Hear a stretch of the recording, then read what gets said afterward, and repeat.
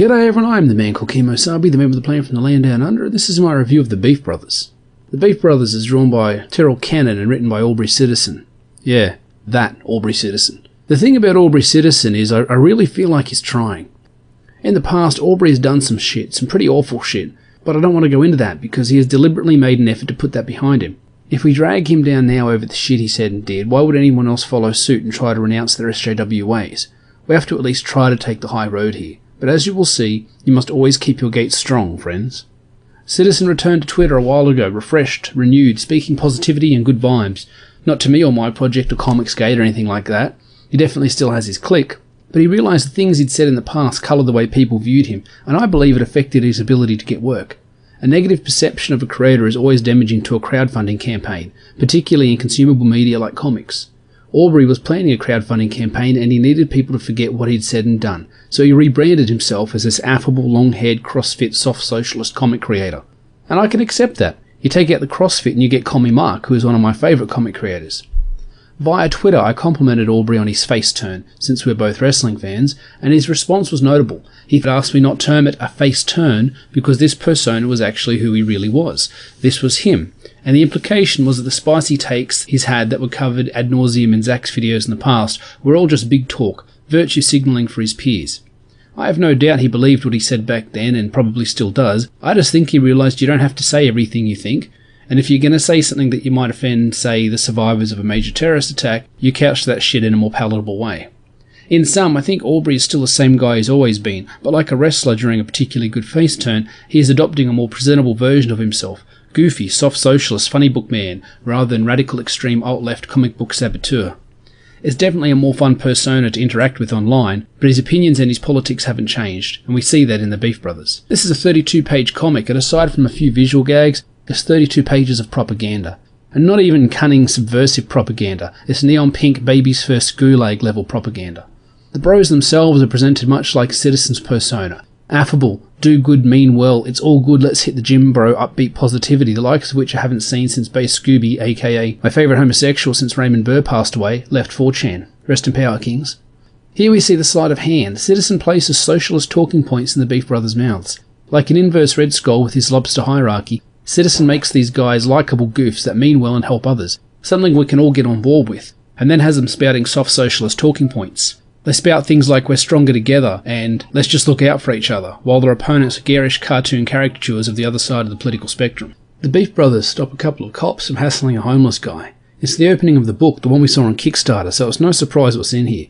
But even in the first few pages we see the foundation of the pattern that Sitterson intends to follow. There are places in America that have laws about homelessness. It's legal for cops to move homeless people on from certain areas. Legal doesn't mean right, but you could argue the cops are just doing their job. Of course, for any sort of narrative storytelling you need conflict, and it comes in the form of heavy-handed cops. Rather than moving the homeless guy along, they beat him up, taunt him and wreck his stuff. If these cops weren't acting like thugs, there would be no story. But it shows the trend Sitterson adheres to, where everyone who thinks differently from him is evil, malicious and stupid, and everyone who is on his side is this harmless go-with-the-flow type who never does anything wrong and is beset by awful istophobes on all sides for no reason. This is exactly the sort of shallow political proselytizing that CG was, in part, formed to push back against. It's Sitterson's unwillingness or inability to deal in non-absolutes in degrees of reason that bothers me. No one is wholly good or evil, we're all mired in shades of grey. But Sitterson writes all the bad guys as cardboard cutouts and all the good guys as innocent angels. A homeless guy complains that he has nowhere else to go and the cops assault him and trash his cardboard box house. Are there not homeless shelters in this city? No parts of the city where it's not illegal to be homeless, places that don't have vagrancy laws in effect? In this ostensibly significant urban centre, there are no other options for this poor guy? The deeper issues here are never dealt with. Most homeless are homeless either because of mental health or an addiction issues, either of which feeds the other, or by some sort of choice, even if it's a choice of inaction. Yeah, there probably aren't enough shelters and enough funding for programs to help these people, and that is a real issue. That is something the Beef Brothers could be fighting for. Instead, Sitterson acts like the homeless guy is just here because of rampart capitalism, and the cops are all jackbooted thugs. There's no nuance, it's contrived and childish. The Beef Brothers show up to intervene, the cops pull their guns and react with, "They're showing aggression, I feel threatened," which made me laugh. It reminded me of South Park's "It's coming right for us" gag. The Beef Brothers flex their pecs at exactly the right time to deflect the bullets, an idea so crazy it made me laugh. It was this gag along with the brightly coloured artwork that made me back the book. There's a great bit of motion here as the Beef Brothers dispatch the cops, sending them flying into the trash. A great sense of movement and speed. It's cartoonish but eminently believable. The flow from panel to panel is just about perfect here. Then again, we get more socialist sound bites. We're stronger together. There's something like this on nearly every page of the book, nearly every panel of the book. While I don't disagree with the sentiment, knowing where they come from, socialist and therefore communist dogma, poisons it for me. Yeah, communists believe in group strength. It takes a lot of proles to till the fields for the glorious leader to have his fresh baked bread every morning. The beef bros invite the homeless dude to crash at their place for as long as he needs to. A nice thought, but I ask, would you do the same? Would I? Would Sitterson? Is a better question. Aubrey, would you invite a homeless guy, a random homeless guy you met down the street to crash at your place? Have you done this already? If not, why not? Is it because a lot of the homeless have severe mental health issues? Is it because crime is rampant among homeless communities? Is it because you worry that the homeless person will assault you in your sleep or steal your stuff to feed their addiction? Do you have kids, Aubrey? Would you feel safe inviting a homeless person to stay with you if you had children? Would you invite a homeless man to stay in your house if you had daughters, Aubrey?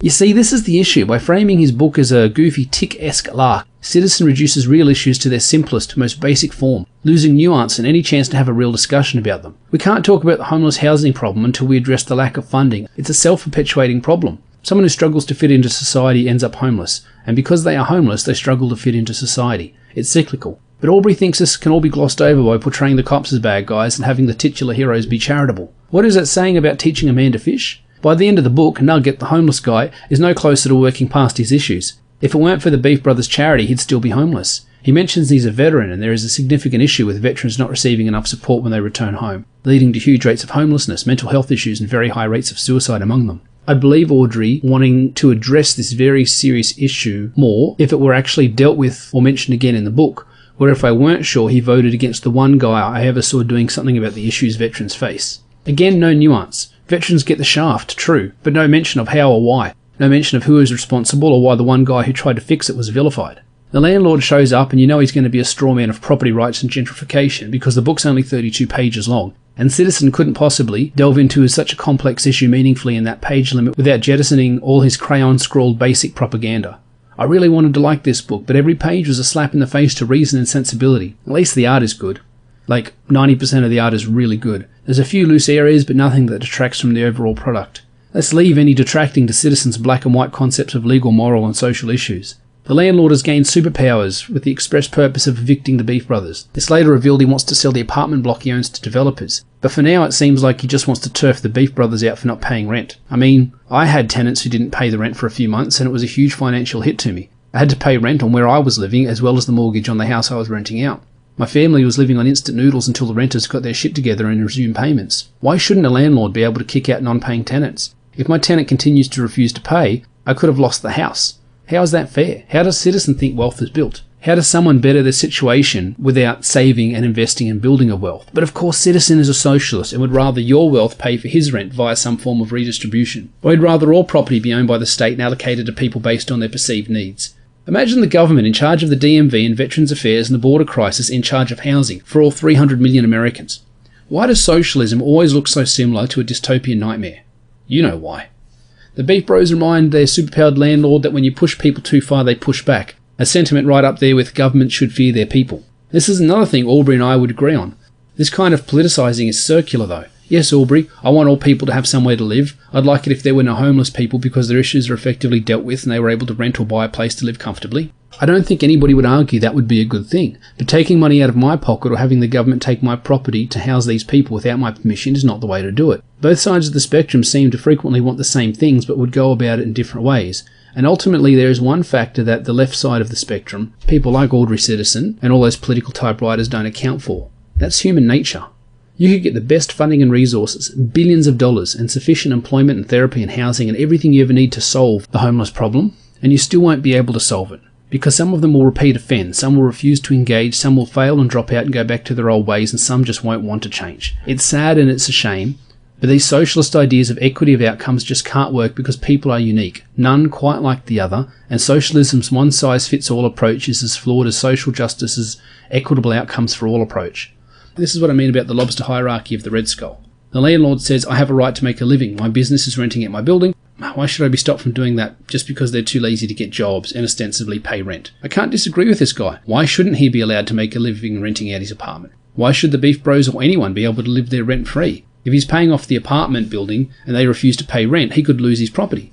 We saw this during the scamdemic. Landlords losing thousands of dollars of income and the tenants thinking they should be allowed to live there rent-free. It was the government that stopped people from working. They should have mobilised to effectively support people so they could pay rent and the landlords could pay their mortgages. Sitterson attributes all the problems of the world to essentially Trump voters. It's not said explicitly, but it's there. Which is as pointless as me blaming the world's woes on BLM or Antifa. The problems come from the governments above us all. That's where Sitterson's eyes should be aimed at. That's where the Beef Bros should be taking their fight.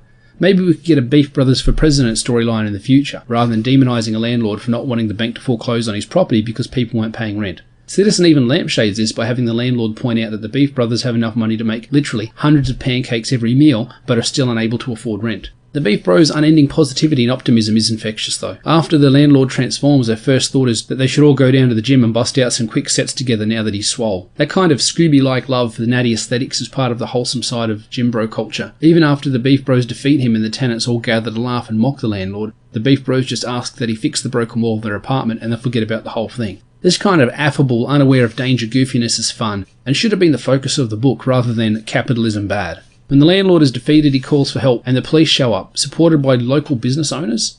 This is where I was getting confused. If this book is about fighting against gentrification, wouldn't the local business owners be on the side of the Beef Brothers? Or does socialism think that nobody should run private businesses, all property and commodities should be owned by the state, and business owners are as bad as landlords? We know this is what BLM and Antifa think anyway. Those guys sure do have a hate for small business owners. And here's where the caricatures really take off. You got your bum bag fox watchers, your bootlickers, your bearded survivalists, your Punisher-wearing, well-maintained militia. They're accompanied by police and military mechs that have been designed, according to the war veteran Nugget, to demolish entire city blocks. Subtle. The Beef Bros pull an ersatz fastball special to stop the rocket the mech fired from killing a group of elderly, disabled and precocious Afro-bun POCs, and we get some more caricatures with simplified right-of-centre soundbites. They're threatening my way of life. Yeah, that's a real concern. Sitterson won't deep dive into that because he'd run smack bang into some hard numbers and facts that would shake your socialist slide into your wallet. Like everyone else in this book, these bad guys have to be incompetent strawmen, or Sitterson would have to work harder to justify the actions of the Beef Bros. As it is, everyone not them, or not a helpless minority, is puppy-kickingly evil. And then not Superman and not Captain America show up. Nugget jarringly fills us in on their backstories, and every aspect and facet is crafted to support Sitterson's politics. When not Cap shows up, he says everything can return to normal. He's talking about the status quo that Sitterson thinks he and his commie ilk are a threat to. He even puts little TMs behind their names to show they are bought and paid for commodities, symbols and properties. It borders on clever at times, or maybe it's just relentless. Every word, panel and phrase is designed to take a cheap shot at capitalism and buoy up socialism. It actually gets kind of tiring. The Beef Bros think the heroes are here to help them because they see themselves as being on the right side of things. But surprise, surprise, the patriotic hero analogues side with the government. No one is going to argue that shooting rockets at bystanders is a bad thing, just like no one will argue that cops beating up Nugget at the start of the comic was a bad thing. Them moving him on, being framed as good or evil is relative. Again, Sitterson needs purely evil, dumb, bad guys with indefensible beliefs and sound bites, because if he were to engage in nuance, his stance gets a whole lot more shaky. Ajax proves this when he asks why the heroes don't want people to have homes. That's not the issue here. The issue is much more complex, with many more moving parts than all people should have a home. It's a childish take on the matter, and by having it said by the very simple and harmless Beef Brothers, Sitterson tries to give his subversive propaganda a veneer of harmlessness. The Beef Bros defeat the superheroes by using their insane physiques to defy the laws of physics, in a way reminiscent of Captain Boomerang turning himself into a human-sized boomerang in the Silver Age. It's silly and unexpected and fun. The two heroes take off when the press show up, afraid of looking bad on camera, the Trump voters trailing behind them. The Beef Bros then establish a beef autonomous zone in the area and say that looking out for each other is enough to make society function. Again, human nature has proven time and again this is not true. Is Sitterson a fan of the Chaz? Does he think it was a good thing? Was all the rapes, murders, theft and assault, all the businesses that went bankrupt and the property destroyed a good thing too? Human nature always ruins these pie-in-the-sky good intentions touted by soft socialists or hardcore commies masquerading as soft socialists. The group called the Hegemony declare that the Beef Brothers and their autonomous zone can't be allowed to survive, setting up conflict for issue 2. Among their number, in a stonecutter-like circle, are Big Pharma, Big Oil, Big Science, royalty, organised religion, but not Christianity, surprisingly. I guess even Sitterson thought that was too on the nose, opting to use some New Age bunkum instead. These are the boogeymen, the cause of all of mankind's troubles. I think it's more accurate to blame it on human nature. But you can't cancel human nature the way you can cancel Nike or KFC when they make a politically incorrect tweet. These SJWs and socialists need a visible enemy, a rich enemy, that they can point to and blame for all their own personal woes. Sitterson raises issues, real issues that exist and plague us all, but he offers no solutions, instead demonising half the people involved in the issue before ending the story with meaningless platitudes. Sitterson talks about respecting community, about all being brothers and sisters sharing the same earth, but he still takes cheap shots at anyone who disagrees with him. He talks about equity and inclusion, but he's only including the people who think in lockstep with him and his peers. This book might be fun for the people doing the laughing, Sitterson's far-left socialist cronies, guffawing at the uneducated and the unwashed. You can't say this is all meant to be fun when only half the country can laugh at it. You can't say it's just a joke when 71 million people are the butt of that joke. You can't work towards any kind of unity while you make money off the humiliation of others, your countrymen and brothers. Ultimately, I have to ask, if Sitterson knew he wasn't going to change minds with these weak arguments and straw men, and he wasn't writing to strictly entertain, because if he was, this book would be more tick and less Baby's first communist manifesto, what was he writing for? A lecturer at an art school I attended said that the act of creating art without the intention of having it interacted with by others is no different than having a wank. It's masturbation. Her point was you are doing something that makes you feel good, something you enjoy, but it has no value beyond that. While that's not an ironclad sentiment, I'm thinking of art therapy specifically, it is at least part ways true. If you write a story, for example, and never let anybody else read it, all you've done is stimulate a part of your body, in this case your brain, to make yourself feel good. I believe the Beef Brothers is masturbation, or rather mutual masturbation. It's the jerking off of peers like a good ally. This is a job application, a CV-shaped virtue signal that lets others of his ilk know he is still like them. He is still in the fold, still a comrade despite his renewed financial success. This book is doing double duty. It both tries to assuage his critics by painting him as a harmless peace man, modern hippie dreamer, and affirms to let those in the know that he is firmly planted far on the left. So far on the left he's in realms of structure and societal organisation that can't actually function in real life. Nonetheless, The Beef Bros is a financial success. Citizen raised over $12,000 on this book. The production values are high, the art is mostly good, and the colouring is bold and high contrast, retro and nostalgic, with Vice City Beach Boys neon good time vibes. With so little of the story mattering, with so little actually happening, and so little not tainted by the heavy-handed political browbeating, there is very little to draw the reader back for a second reading, and even worse, a second issue. Citizen ends the story with a classic-style cliffhanger, a Legion of Doom-style board meeting of major bad guys, whose notice the Beef Brothers have just reached. Again, there are significant strains of the Tick and other less than serious superhero fare in this title, and I wish Citizen had focused on this side of things. Some of the bad guys are Chairface Chippendale level of silly, something I would like to have seen more of when appropriate. Citizen could have had his talking points be less pointed, and the Beef Bros would just be striving for an it's all good peace bro vibe that is genuinely feel good and something everybody probably has time for. Don't we all wish we could just get along better? Don't we all just wish that people had more, or at least had less? But the socialist stylings are ever present in this book, and in this age where political views have been leveraged and weaponized like never before, even on a global scale, it's too clear, too obvious what Citizen is doing. If he takes this stuff seriously, if he thinks like this, it's a poor man's communist manifesto and he is a terrible proselytizer. If he doesn't take it seriously, if it's all a gimmick, his wrestling persona, the real him turned up to 11, then it's a very capitalist cash-in on these socialist ideas. I guess there is a third option, a combination of the two, a more subversive line where he presents these ideas in broad ubiquitous ways, phrased as harmlessly as he can make them, in the hope that it sparks socialist leanings in the uneducated and disaffected, all the while profiting from the work. But how sustainable is something like this? After this book, how many people are going to come back for issue 2? I know I won't. One of the tenets of Comicsgate is often quoted as keep politics out of comics, which is silly because that's impossible. Rather, it should be phrased, don't tell people what to think. Citizen is doing just that in Beef Brothers. He's trying to tell you what to think, by making all the bad guys hold political opinions that oppose his way of thinking, by making them physical, moral and mental caricatures and thinly veiled strawmen. He is trying to inculcate the audience into thinking the same way as him and his peers do, or at least he's trying to profit from it, or both. Regardless, it hasn't resulted in a product that I'm interested in, and he's not getting any more of my time or my money.